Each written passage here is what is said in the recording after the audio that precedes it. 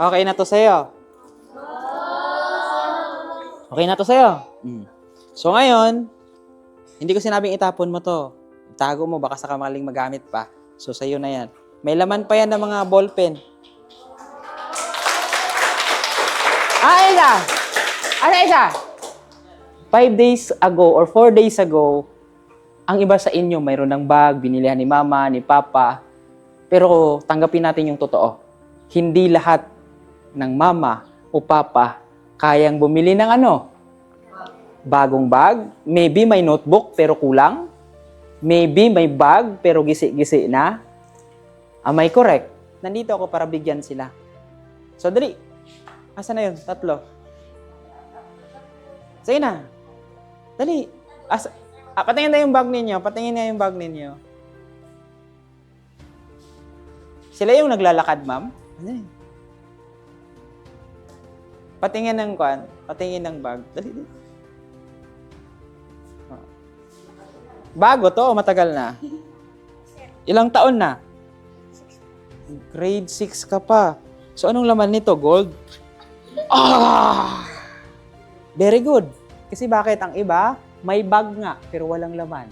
Pero sa kanya, kompleto, may notebook. May sulat pa. Anong gusto mo? Pababae pang lalaki? Totoo. Okay, wait. Kunin ko muna. Pero may problema tayo.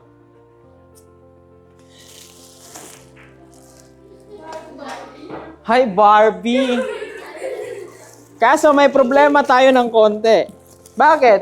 Yung bag na ibibigay ko, pambabae. Okay lang sa'yo?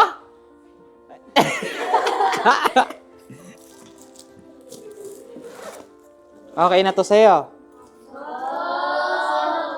Okay na to sa'yo? So ngayon, hindi ko sinabing itapon mo to. Itago mo, baka sakamaling magamit pa.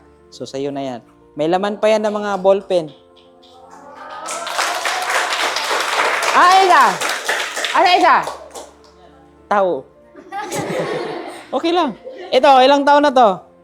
So, kanina mo ha, oh. Oh, paano ni? Nasaan na to imo? Oh, sorry, ihaday. Okay na. Napo na bag, kwan. Kanay mong bag, pila na nakatuig? Bata na daw. Medyo kwan na siya. Pero ako ni? Ilista.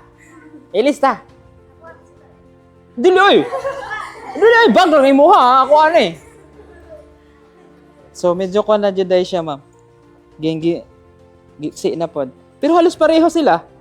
Di ba? Imo ni. So, karon na nakay bagong bag ha? Kasi dili man po niya ako ang kwarta. Gihatag lang po ni sa kuha, nga giingon sa kuha, nga gihatag sa inyo ha. So, gipadala ra pod na si kuha gikan Mars. Okay na. Thank you, sir. Okay.